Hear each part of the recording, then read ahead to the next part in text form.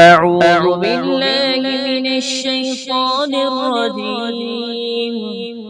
بسم الله الرحمن الرحيم. يا أيها المزمل قم الليل إلا قليلا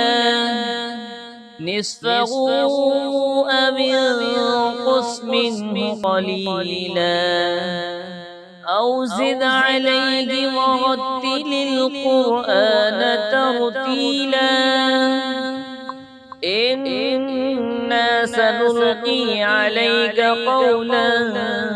ثقيلا إن ناشئة الليل هي أشد وطئا وأقوم قيلا إن لك في النهار سبحا طويلا واذكر اسم ربك وتبتل إليه تبتيلا رب المشرق والمغرب لا إله إلا هو فاتخذه وكيلا واصبر على ما يقولون واهجرهم هجرا جميلا وذرني والمكذبين أولي النعمة ومهلهم قليلا إن لدينا أنكالا وجحيما وطعاما ذا غصة وعذابا أليما يوم ترجف الأرض والجبال وكانت الجبال كثيبا مهيلا إنا أرسلنا إليكم رسولا شاهدا عليكم كما أرسلنا إلى فرعون رسولا فعصى فرعون الرسول فأخذناه أخذا وبيلا فكيف تتقون إن كفرتم يوما يجعل الولدان شيبا السماء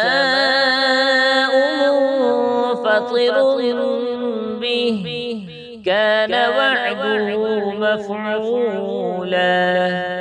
إن هذه تذكرة فمن شاء اتخذ إلى ربه سبيلا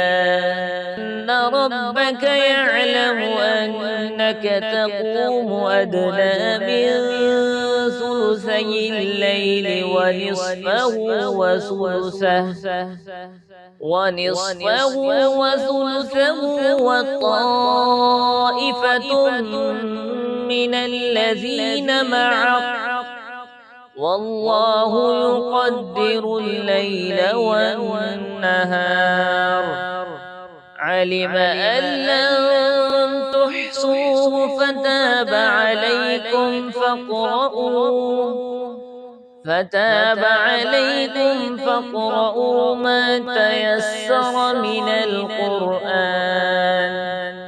علم أن سيكون منكم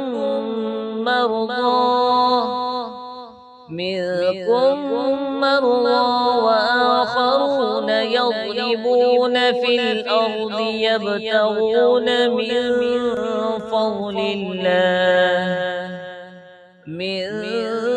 فضل الله وآخرون يقاتلون في سبيل الله فاقرؤوا ما تيسر منه وأقيموا الصلاة وآتوا الزكاة وأقرضوا الله قرضا حسنا وما تقدموا لأنفسكم من خير تجدوه عند الله هو خيرا وأعظم أجرا واستغفروا الله